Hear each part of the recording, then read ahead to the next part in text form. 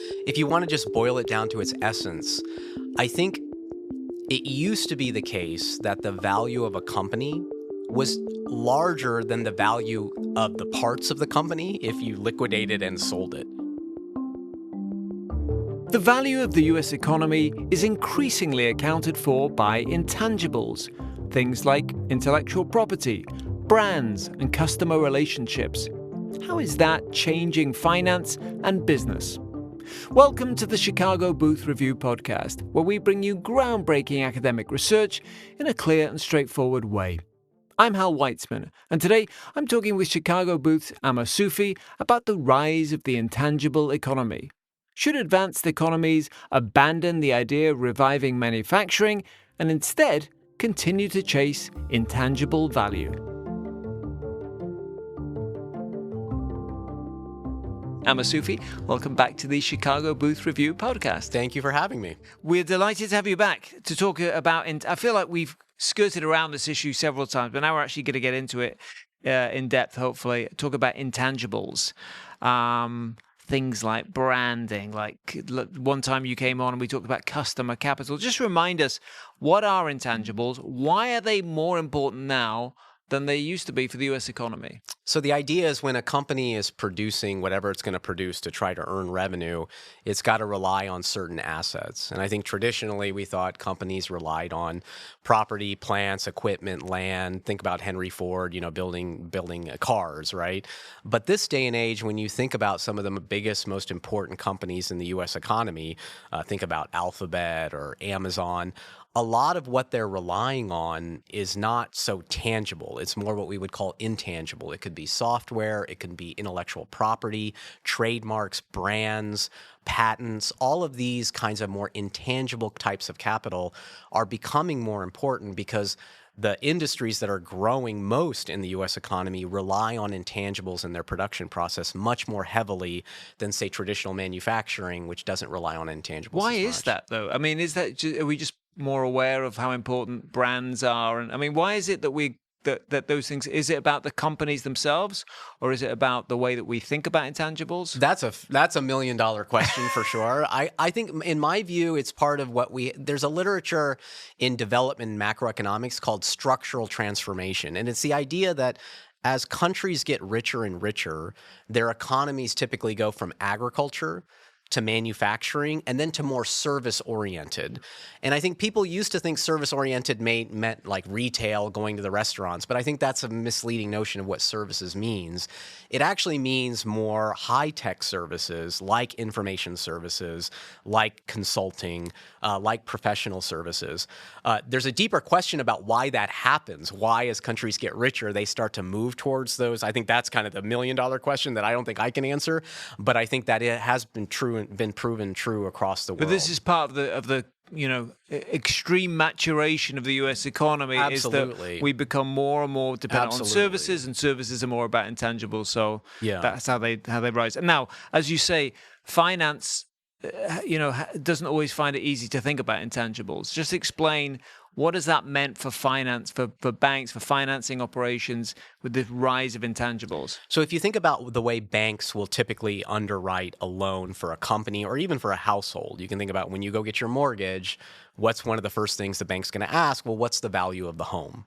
And because the bank is kind of lending against the home in case you don't pay. And that's always been the traditional way in which banks have underwritten loans, is that they look at the tangible capital that they can grab if you were to default on the loan.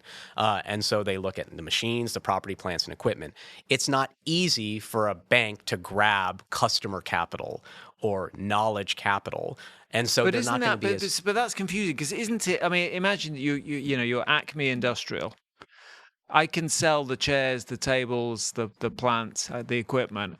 I can't sell the customer capital, because by the time you go bankrupt, haven't you destroyed a lot of the customer capital anyway? Exactly. So what you said is exactly the problem with banking in this industry, is that banks are not well equipped to take over the company before it gets to the point that that intangible capital is ruined, which is why they lend against the things that presumably won't be ruined, like the chairs, like the property, like the plants, like the equipment. And so that's really where other financial intermediaries are better situated, that they could potentially step in if things are going badly and just take over the whole company and run the company as a whole. So traditional banks just haven't got a way of thinking about this. They Well, can't I put think it. they're also they're regulated in ways that makes it very difficult. So, for example, there were regulatory guidance from the bank supervisors that said, we do not want you to take enterprise value of the company as your major type of collateral. And they argue, just like you argued, that enterprise value could diminish before the default, so we don't want you to do that. So banks are actually almost actively discouraged from betting on intangible capital because they can, they're told the enterprise value of the whole company is not what you should be underwriting your loan on. And so that's where other intermediaries have been much more effective. Okay. So, as you say, the U.S. has seen a massive rise in information services, what you call professional, scientific, and technical activities. So, if we think about the economy, what does that mean for the value adding? How should we think about that and how that's changed? Yeah, so I mean, when you see the numbers, they're like striking. So we're talking that these two industries, information services and business services, and just so make sure the listeners understand who that is. Yeah. Information services is going to include household names like Meta, like Alphabet, like Microsoft, Oracle. That's all information services. Some of the biggest companies in the economy. Professional scientific and technical services is a bit more nebulous, but it's definitely going to include almost all consulting firms like Accenture. It's going to include most of the huge law firms like Kirkland and Ellis. And so those are the kind of industries that we're talking about. And by the way, it's not just the U.S. This is kind of all what we would call the more high-income countries in Europe especially have also seen their economies shift towards these industries over the past 30, 40 years. In terms of your basic question, what does it mean for value add? It just means that in the production process, in the value chain of the way companies act, people are willing to pay a lot to these companies for their services, right? And a lot of these are business-to-business services, not business-to-consumer services. So, a business is willing to pay a software company. A great example would be legal software. Law firms pay legal software companies a great deal of money so that they can have very efficient software that manages their client flow, that manages the legal documents. And that's just become a more and more important part of the U.S. economy over time. Mm-hmm. Now, in your research, you compare, as you say, it's all developing economies that have moved in this way, and you present a comparison between Pakistan and the OECD, the kind of often called club of rich countries. So what do you think what does your research tell us about how developing countries, developing economies are learning from this changing industrial structure in high-income countries? Yeah, so part of the reason I gave a keynote address in Pakistan, which is why I use Pakistan directly. But I think South Asia is so interesting in this regard because, as I mentioned earlier, structural transformation usually goes, agricultural, manufacturing, services. South Asian countries have actually kind of skipped the manufacturing phase. They've gone straight from agriculture to the export of high-tech services. And as you probably, most of your listeners will understand what I'm talking about, which is South Asian countries do a huge amount of work in tech, in software for consulting companies in the U.S. So Pakistan itself, about 10% of its exports are in what I would call high-tech services. Wow. Which for a country at its income level is amazing. They're punching way above their weight.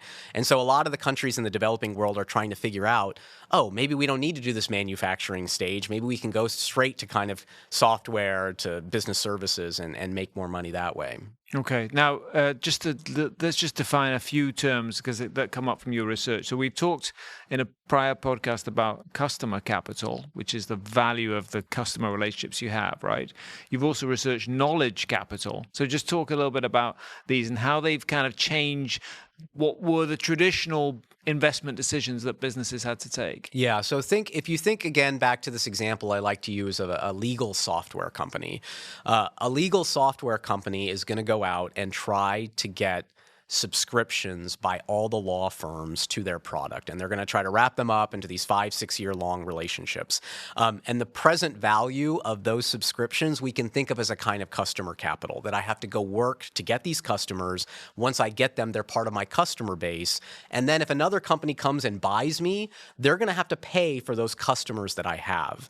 Another example of knowledge capital would be, well, maybe the software itself that the legal company creates is really quite unique and really quite valuable. And so both of those would be kind of standard examples of intangible capital. And you can imagine getting a loan from a bank might be hard, but maybe getting a loan from a private credit fund or private equity might not be if that's the kind of capital that you have. Because you've talked in previous podcasts about the loans from private equity and private capital to these emerging companies. Why are they? So I understand why the banks can't do it, because you said they've got all sorts of regulatory pressures. How come it's so much easier for private lenders to be able to do it? I think at the end of the day, it boils down to one simple issue, which is they are willing to take over the companies as a whole and run them themselves. Like, it's a very simple argument, which is a bank cannot run a legal software company.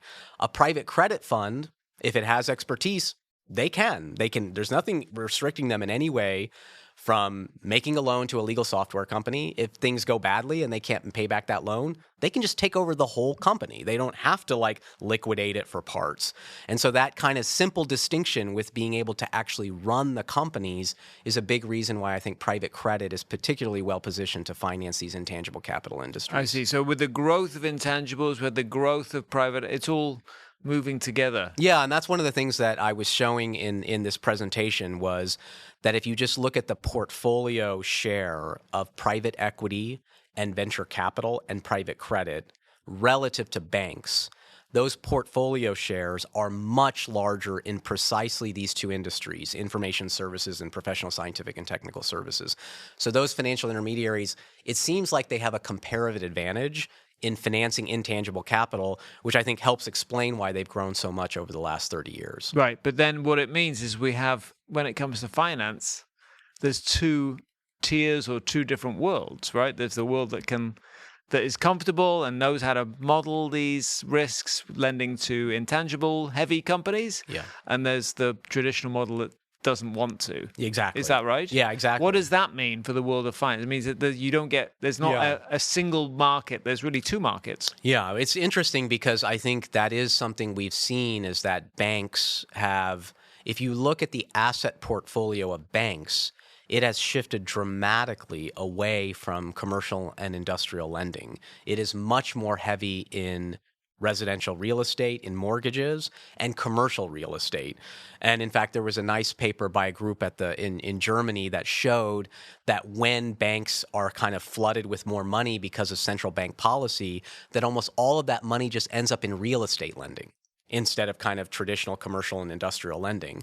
So as the economy, as the business sector of the economy becomes more and more intangible capital heavy, it seems like the only thing left for the banks is real estate. It's the one thing that they can lend against. And so you do see the portfolios of banks. And we're seeing that now? Oh, absolutely. If you look, even Gene Fama mentioned this to me 10 years ago. He said, look, when you look at the aggregate banking sector, they look like a hedge fund investing in real estate. They're taking deposits and putting those deposits in commercial real estate and residential real estate. So are we setting up the next financial crisis on the real estate front then? That much real estate exposure is always kind of dangerous. And I think people have been looking at commercial real estate for a while, especially post-COVID and the work for home dynamic. But I think from my perspective, you are starting to see this bifurcated financial system where banks typically have securities, kind of more boring vanilla securities, maybe bonds, and then they have a lot of exposure to real estate, but they're not doing nearly as much direct lending to kind of traditional commercial and industrial firms. And I think that's because those firms are becoming more intangible capital But heavy. is the real estate, is that lending big enough to keep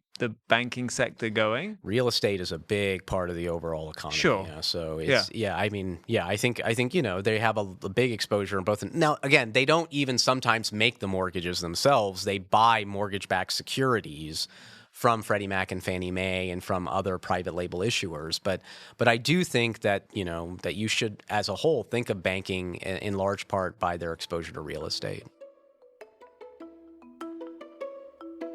If you're enjoying this podcast, there's another University of Chicago Podcast Network show you should check out. It's called Big Brains.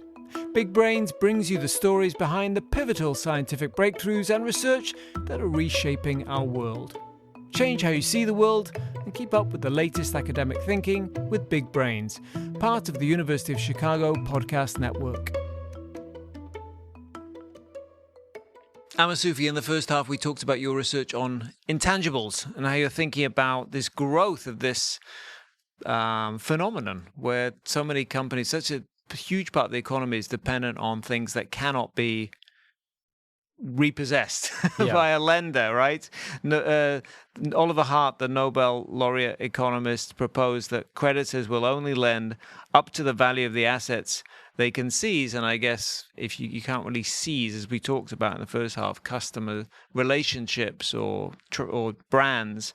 And so that makes it hard for banks to think about lending to these kinds of companies, which is all come with the growth of private lending, which you and I have talked about many times before. So there's this connection, right, between all these different phenomena that we've been talking about. One is the growth of intangibles. One is the growth of private equity. The other one is the kind of decline in traditional commercial bank lending, right? Right. And I think if you want to just boil it down to its essence, I think it used to be the case that the value of a company was larger than the value of the parts of the company if you liquidated and sold it, but not by that much, right? So I think that's what the real core difference is. It used to be that if you lent to a heavy machine equipment company in Illinois, that if you were to have to foreclose on that, the underlying assets that were being used were worth maybe not as much as that whole company was worth, but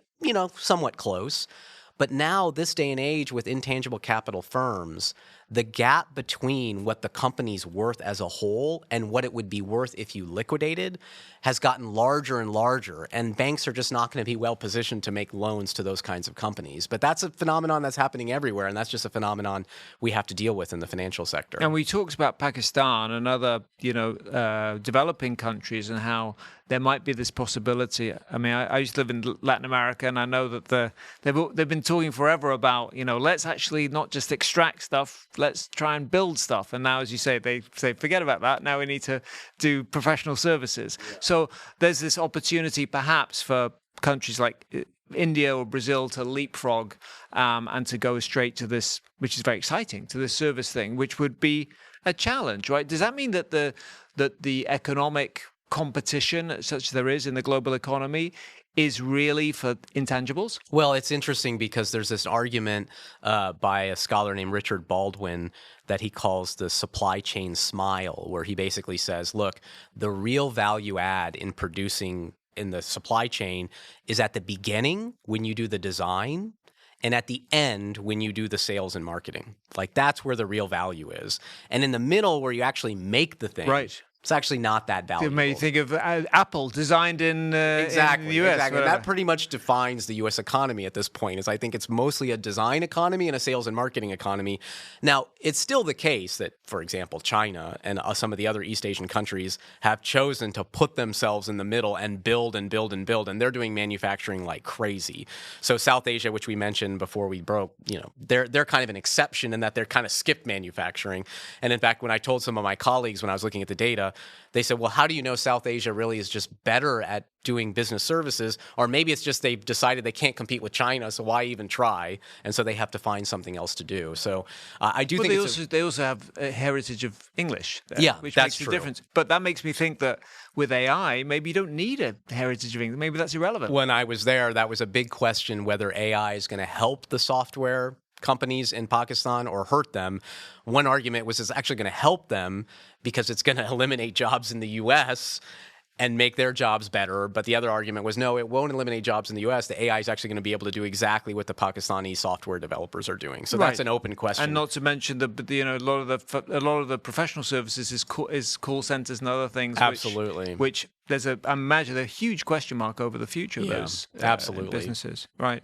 Now you've said that institutions matter even more when capital is intangible. Why is that? So that's a point about Why is it that it's easier to lend against hard assets from an institutional legal perspective?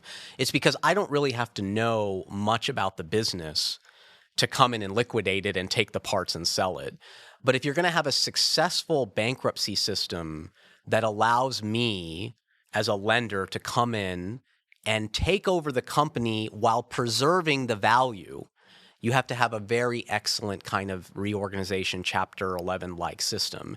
And the U.S. has excelled at that. I mean, I do think the Chapter 11 system in the U.S. is probably the best in the world at preserving that what we call going concern value, even though the company technically is in default. But I think that's very difficult to do. And so, other countries of the world that may have less of a developed financial system, it's going to be very hard for them to have bankruptcy systems that preserve that continuation value, going concern value through a bankruptcy. Because the instinct is almost like a run, right? The instinct when there's a default is for all the creditors to just try to grab the collateral and sell it for whatever they can to recover what they can. Going concern value lending requires patience. It requires good institutions to kind of slowly go through the system to transfer the ownership from the old equity holders to the new equity holders, which were the old creditors. And that requires a very sophisticated legal system to do that. Okay, so in that sense, if the US is maybe more under pressure from intangibles, but it may be in a better situation because of the rule of law. Absolutely. And I think that's part of the reason, for example, Singapore has made a huge effort to try to become the kind of Delaware, to plug your book a little bit, to try to become the Delaware of the world, because they understand that this legal regime of preserving continuation value at a global scale has to be able to be done somewhere, and they're trying to market themselves as the place where it can be done. Fascinating. So intangibles have come to define the U.S. economy in many ways. What's the future, do you think? Are we just going to be an intangible economy? It's very interesting. I mean, I do think that one of the most fascinating things about artificial intelligence for me is that it's, at least in my professional career, it's the first time I've seen a technological breakthrough that really threatens industries that are primarily focused on intangible capital. So to see software companies under threat, legal companies, all the kind of traditional information services, professional, scientific, and technical services companies are now under threat from AI. But of course, under threat is kind of a funny way to put it, because AI obviously will be beneficial to somebody in that world. It's just who's going to end up benefiting in the intangible capital parts of the economy.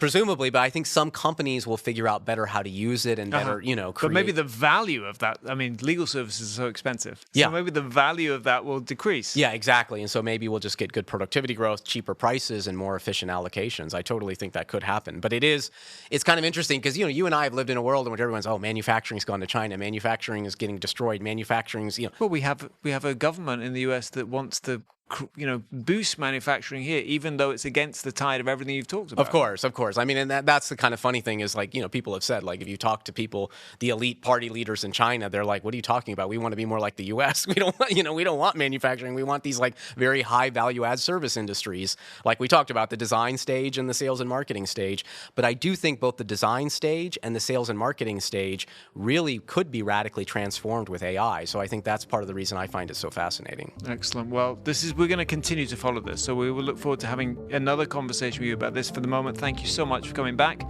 on the Chicago Booth Review podcast. My pleasure to be here. That's it for this episode of the Chicago Booth Review podcast, part of the University of Chicago Podcast Network. For more research, analysis, and insights, visit our website at chicagobooth.edu/review.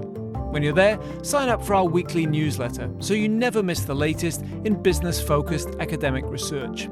This episode was produced by Josh Stunkel. If you enjoyed it, please subscribe and please do leave us a 5-star review. Until next time, I'm Hal Weitzman. Thanks for listening.